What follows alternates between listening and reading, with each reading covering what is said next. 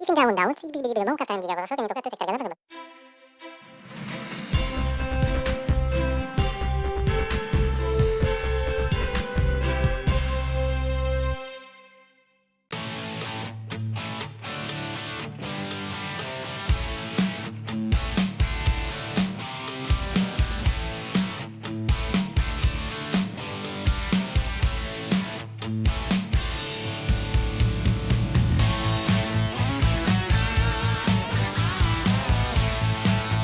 Why choose us? Because our success is determined by your success. Our job is to promote you. With our combined success, we foster an after-school programs teaching, broadcasting, writing, TV, and film. We help each other and teach future generations. Call us at 760-914-9883, extension 2.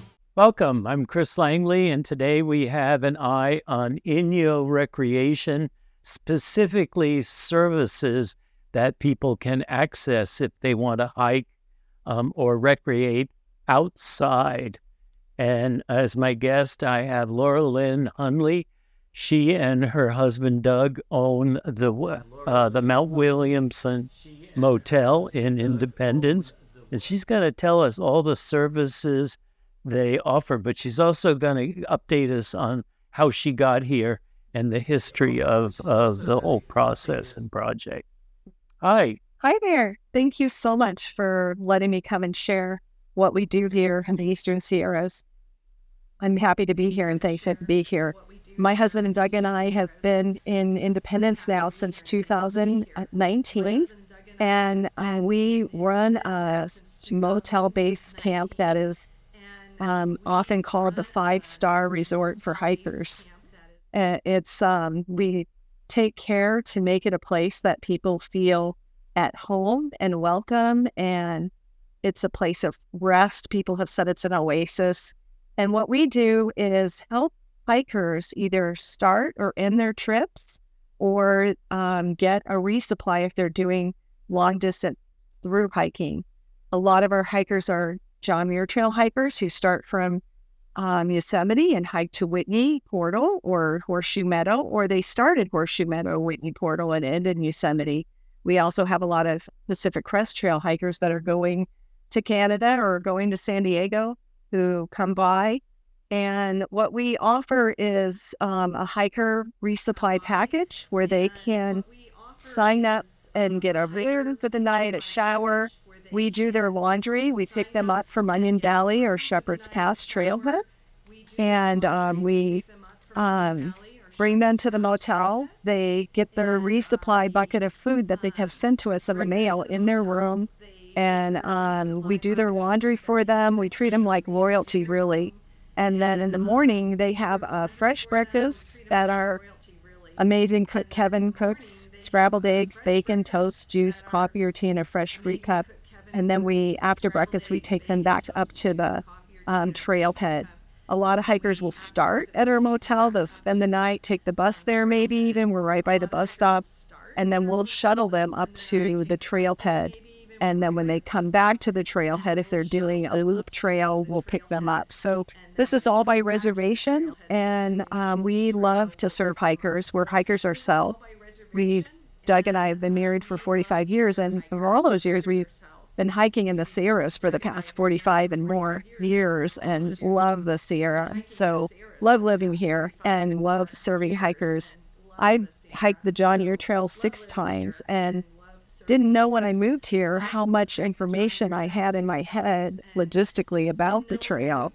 And so I have this hidden talent that's kind of come forth working at the motel that I can really help support hikers when they're on the trail. And we have a text line, so we're connected with our guests and our hikers through text when they're on the trail, so we can give them good information about the trail that oversees the gossip that's on the trail or hearsay about different things. And we're willing to...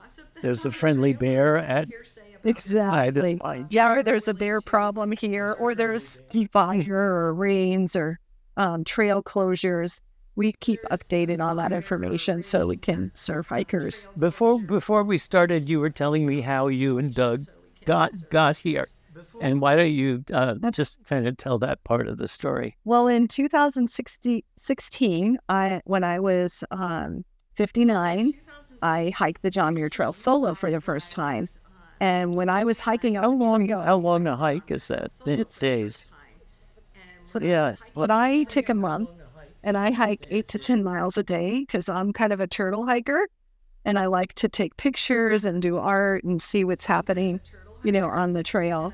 But that year, I heard from almost every hiker about the Mount Williamson Motel and base camp. And there's other places to stay as well that I love on the trail.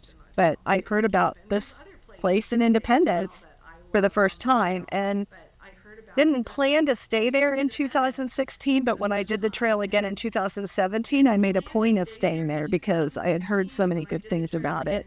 So my husband and I stayed there with our daughter, and loved it and loved what they provided for us as hikers. And when we were leaving, the owner said she was selling the place, and I protested, "No, you can't." Well, you said she gave herself 5 years. She gave herself 5 years. And she was not done. Because she was single, running single-handedly, which is a difficult task. And so she basically had decided to sell it, and it said it would be her last season. So when I protested, I'm getting ready to be shuttled up to Onion Valley to continue my hike, and protesting to her, and she says, "Lynn, you and Doug should buy this motel. You guys have been hiking forever. You know that Sierra..." Did you ever think of owning a motel? It wasn't on our radar or nothing. We were from San Diego and very happy there. Both of us had careers formerly. Doug is an engineer. I'm a former psychologist and chaplain, a hospital chaplain. So we had completely different careers, and never in a million years thought we would move to Independence. So it was time for a change. Well, no, I was kidding. I said, "Yeah, you're right, we should." I was just kidding. The social conversation. And then I went back on the John Muir Trail, and every day randomly, that scene in her office would pop into my mind like a vision. I've never had this happen before, and then I'd forget about it. And then when I got home to San Diego, it happened, and I finally told Doug what was happening to me, and I was irritated by it. I didn't want to buy a motel and move, and he said the same thing was happening to him. So we thought we would take a look at it, because maybe we're getting a message. Maybe we're getting a message that it was like a calling to be here. And so we told the owner that we were interested in buying. She decided to delay selling it, but we came to Independence anyway to just even explore. Could we run a hotel? We had never done this before. We had hiked the trail. We knew what it was like to be a hiker. And really, that was probably the most important thing for what we do.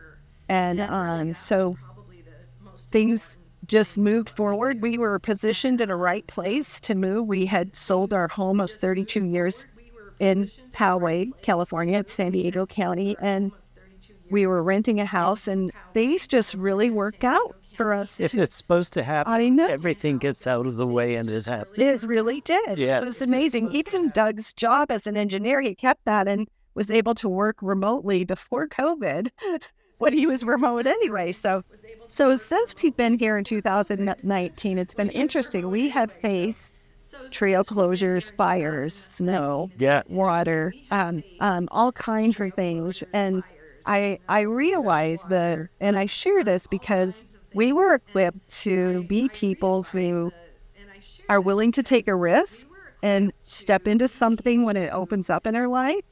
And we're persevering. And I realize since being here that all the natives of this area, those are qualities that they have. They persevere, and they work hard, and they stick it out. They don't quit. They don't give up. They keep on going. And so we're suited to this. I have several indigenous folks, and they say, but we're still here. And they have, really suffered an awful lot of negative attacks and all kinds of things, but they're still here. So we do survive, I guess. Well, it's suffering for blessing. You get stronger, you get more courageous, and we are so fortunate to have hikers that come and stay with us and return. they're like family. I can tell you're a natural host. They are family. We love them. Yeah. We love people we don't even know, and then we love them more when we get to know them. We really feel in some ways that we're like a mama and papa for the hikers. But the hikers are also in this area, whether they're long distance or not, they're from all over the world, and they're all agers. And that has been a joy to see the increase of families hiking together. And I mean, we're talking multi-generation grandparents, fathers and mothers and their kids, and even babies out on the trail. And so it's such a gift to us to be able to host and just provide that place of rest so that people can finish their journeys in a place of strength. Kevin, the chef, cook for you, he described the breakfast. He was very proud of it. Why don't you give people a sense of the kind of breakfast that they would experience? Yeah, we special and like royalty. And so we serve breakfast outdoors now, but we don't just serve breakfast. We have placemats, we have cloth napkins, pretty dishes, and we just set it family style, and everyone joins in at breakfast time. And we have fresh scrambled eggs, bacon, toast, juice, coffee or tea, and a fresh fruit cup. And we have vegan and vegetarian options if that's necessary. And what's really fun is everyone sits at the table at breakfast and they become friends. I drove by and I saw it, and then I interviewed Kevin, and he said, "Yeah, I think we had 16 or 18 guests. It's because there were picnic tables lined up, and all these hiker-looking people with little packs or big packs and long hair and short hair, but all reasonably young. But and then we have a pizza night on. There's a local who makes stone oven pizza once a week, so we order a bunch of pizzas, and our neighbors and friends who are locals bring stuff so we can get side dishes, and we have a feast every Wednesday night at the motel that is like a community gathering. It's been wonderful. Yeah, it's a small town feeling to it. Okay, let's talk about how you would make a reservation. Yeah, so the best way to make a reservation if you're a hiker is to call us as soon as you get your permit and have your itinerary in place, because we book up. We only have 8 rooms, so we book up fast. We're usually full all hiking season. Oh, really? Mm-hmm. Yeah. You wouldn't know that because people will say to us, "You have the full sign on," but I didn't see any cars. But hikers don't have cars, so. Oh, that's funny. Yeah, so that's one way to call us. We like to help you with your logistics. We know places to camp and we know secret places, and we basically share everything that we know about the trail, and we want your experience to be good, and we want to support you the entire time that you're on the trail and the best that we can. What's the number they should use to make a reservation? You look at that because I'm bad. I have 888-428-0851. Does that sound? No, that doesn't. That's my cell phone number, I think, or Doug's cell phone number. Yeah, the number is 760-878-2121. Oh, so it's a local. It's that's the number of the motel. If you call and leave a message, we always call you back. You can also email us at info@mountwilliamsonmotel.com. And you have a website. And we have a wonderful website. That's www.mountwilliamsonmotel.com. And we're on Facebook and Instagram. And if you join us on Facebook or Instagram, we can find out a lot about what we do. We post pictures frequently of hikers, of breakfasts, and there's resources there as well that you can find out all the things that we do. But if you're thinking of a hike this fall, fall is fast passing, so they better get on it right away. Yeah, and we also serve outdoor enthusiasts, and a lot of families are traveling from LA now to visit their children in Tahoe or different places, and we're right in the middle, really, between Tahoe and Orange County or LA County. And so we have a lot of families that sometimes do an exchange of kids at our motel, or they. Here, I'll take your kids and you take mine. Exactly. Oh, I like that. My kids have done that. They're different. Oh, yeah. And that way, we have started to get mammoth skiers because they realize that they can get to the first run from our motel, but after breakfast, they can get up there quickly And that's the thing about driving on 395. There's never traffic, and it's always a beautiful view. So, yeah. Well, very good. Thank you. So get a lot of internationals. Yeah. A lot of international people doing road trips to see national parks. Because you're right on the loop from San Francisco to LA or LA and Las Vegas. Yeah. Yeah. Then come Not right now, but usually they can. Yeah. That's wonderful. Well, it makes me want to just drive up there and stay. Well, you should. You're welcome. I was almost had it arranged to come to dinner last night, and my plans kind of got tangled. So we got some amazing side dishes. People brought like amazing food. Nice. Hi, welcome to Isaiah Center. I'm Isaiah Gonzalez. This is Chief Derr. Welcome, Chief. Thank you. Thank you for having me. It's great to have you here. Question 1. Tell us your life path that brought you here today, please. Well, like I said previously, I graduated high school here in Bishop, and then I left, went to college, went to Santa Barbara for a little bit, jumped into public safety on the fire end of things, and then just I kind of always ended up in the public safety sector. Did a little bit of fire stuff and then some law enforcement stuff. Went towards, ended up with the Inyo County Sheriff's Office for majority of my law enforcement career. And then recently was able to have the opportunity to come back to the community that I graduated from and that my family lives in, to serve as a police chief. So took the opportunity, and I've always just kind of felt, I guess, the open doors and calling felt more towards just the public safety sector. So that's kind of been my life. Very nice. What are you doing at the PD, specifically programs, training, promotions, equipment, acquisitions? Well, as far as PD, I mean, I've been there since middle of June. So a lot of it working on kind of stepping in, kind of making things, not making huge transitions to begin with, kind of learning the processes that they're doing, and then networking with the personnel, and then obviously working on trying to recruit. We currently have an opening for police officer. Luckily, we don't have a lot because most departments do right now. So do a little bit of recruitment there. We don't really, promotionary wise, we don't really have any promotions open at this time. All of our supervisor level promotions are filled. We did just bring on, around the same time I came here, a lateral officer with a lot of experience from some large departments as a lateral, working as a detective now for us. Working on training, transitioning a lot of stuff. So there's annual training that everyone has to go through in law enforcement to keep their certificates up. And for the recent history, we've been sending people out of the area to be able to get that.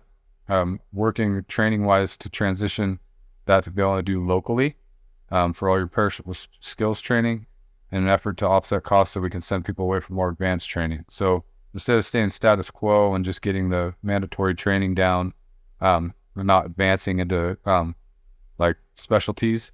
The goal is to be able to get our basis training here and use our training budget to try to send people to more advanced, like specific trainings. That's a huge focus for me on the training side of things. So we're progressing forward with the new, modern ways of doing things and more like specialists, right? As far as equipment acquisitions, a lot of the stuff we're focused on right now. When I took over, they were completing a renovation, remodel of the police department, and doing a lot of stuff with we did a huge evidence audit to try to get all of our property room and evidence room up to date and modernized. So a lot of this will be electronically done, organized. Also rebuilding a new property room or building a new property room for secure evidence and storage. So a lot of our stuff equipment-wise has been geared towards that. However, in the meantime, we did get a new updated modern version of Taser and a new body cameras. We did also get a couple new vehicles as well, both administrative vehicles and patrol vehicles. So as far as equipment, that's kind of where we're at right now. We'll advance more. We have a lot more thoughts for the remainder of this fiscal year, and then our fiscal year is July to July. So I'm planning to get stuff together that we need to keep advancement next July. Programs wise, a lot of our stuff that we're focusing on right now is community outreach. We're working to rebuild our social media platforms, be more active in the schools. We have National Night Out coming up October 3rd. Try to rebuild that program and build on what they've previously done, and as well as Trunk or Treat, making that a bigger event for us, and Shop with the Cops. So like in the fall, we're going to have National Night Out 3rd, Trunk or Treat, end of October. I cannot specify the dates, I apologize. And then Shop with a Cop, which will be obviously in December. So getting those programs that are already established, but kind of maybe revitalizing and revamping them to bring in some more community involvement. So a lot of stuff going. A lot of stuff. Where do you plan on taking the Bishop Police Department? I plan on taking it from where it's at now and continuing to move forward. So there's been a lot of good forward progress in the department over the last little bit. My goal would be to take that and build on it, start building it into, a complete modern police department, technology-wise and personnel-wise.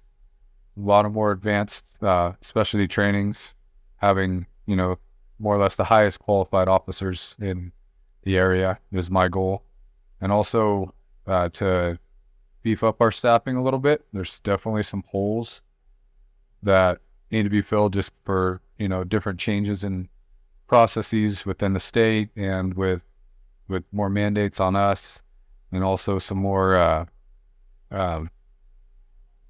increase in different rates of crime in different areas to try to get ahead of the curve on that kind of stuff. And if we are prepared to plan to grow if the city builds, there's a lot of talk about low-income housing or housing in general coming in, and try to have our staffing levels be sufficient for the possible future growth. Tell us your advice for teenagers in Bishop. My advice for teenagers in Bishop is to enjoy what you have now in the area you have now. It's a lot different, and once you leave the small community, but also don't get caught up in having to be stuck here, right? Like, it's a great place to grow up. I did it myself. I do, but I would advise them to find something that they're passionate about or something they're interested in. Not just go to college to go to college, but to go to college in a specific reason to better themselves. And if they do care about this valley and be here at this valley, a lot of times leaving here and gaining different experiences, whether it be life experience, work experience, college experience, to be able to come back here and bring that to us so that we can grow as a community. What advice do you have for someone considering a job in law enforcement? My advice would be, don't get too caught up in the media and the downtroddenness of being a law enforcement officer. A lot of times there's a lot of stuff talked amongst law enforcement officers today about the negative aspects of the job, the negative public perception, the trials that we go through. It's still a good job, and there's still good people in the job that are really do actually care about what they're doing. And if we lose that and we start to get into that negative side of things and get a victim mentality ourselves, then we're going to lose the opportunity of having like good young people that want to get into the profession and continue it on. What are some areas that we should avoid across Bishop? Well, I would say specifically areas. I think actually right before we started this interview, I was getting information from some of my officers out there. I don't know, there's not specific areas that I would avoid, but I would say some of the stuff that happens in this area or because people let their guards down and get comfortable because it is a small town. One thing that's going on right now that we've been taking a lot of reports on this last week or two is they call them vehicle burglaries, but thefts within vehicles. And majority of it is because the vehicles are unlocked. So people get accustomed to leaving their vehicles unlocked or leaving their keys in their vehicles. Nowadays, anywhere you go, it doesn't matter, small town, big town, there's people that take just crimes of opportunity. A lot of it around here is people just go and they leave their doors unlocked, and at night or randomly during the day, people will go through and just check doors. If they're unlocked, they'll just rifle through, take anything of value. Sometimes if there's keys in the vehicle, they'll take the vehicle and joyride it. There's not a lot of like chop shops where they're going to steal them and do that around here, but there's a lot of stuff where it's a crime of opportunity. So just being vigilant, like keep your valuables either out of sight, out of mind in the vehicle. Make sure you're locking your vehicles, take your keys out of your vehicles. Same basic stuff with your homes, right? Like you just have to be vigilant because most of the stuff that happens along those property crime type stuff is just people not being, just taking it for granted for being a small town. Bikes unlocked, cars unlocked, houses. So just taking that extra precaution to be able to do so. And that a lot of that will prevent majority of all of those crimes. Would you make a final comment for the audience, please? Well, I'm happy to see you as a young person coming in and stepping up and having the courage to take on something like this. It shows a lot. Just like I was saying, people have an ambition to go places and do stuff. If this is something you're really interested in, to pursue it and be able to come back and take over. I mean, the guys around here, they're not going to be here forever. And there's stuff like media around here that, if you have the passion and you care about the valley being here, then, be able to get that knowledge and be able to maybe bring it back here and step in and take over for them. Just like I hope in my position that there's people that want my job to be able to, but will work to better themselves to be able to take it. But I won't be here forever. I plan on being here for a while, but I'm eventually going to retire too. So everyone, I think that would be a lot of it. And also as a young kid, just advice-wise, just remember every decision that you make is going to could have a consequence down the road. Once you get to high school, any one choice you make, and it's sadly enough, I've seen it personally, where good kids make one decision that's bad and it affects them the rest of their life, both, by either getting hurt or getting in trouble, and it follows them. So now is the time where you start to transition into that, boyhood to manhood or girlhood to womanhood type stuff. Just starting to get that common sense and that mindset of, looking towards the future, not just here and now. So I guess that's not really a comment, it's more just advice to you or any young people like that. I harp it on my kids all the time.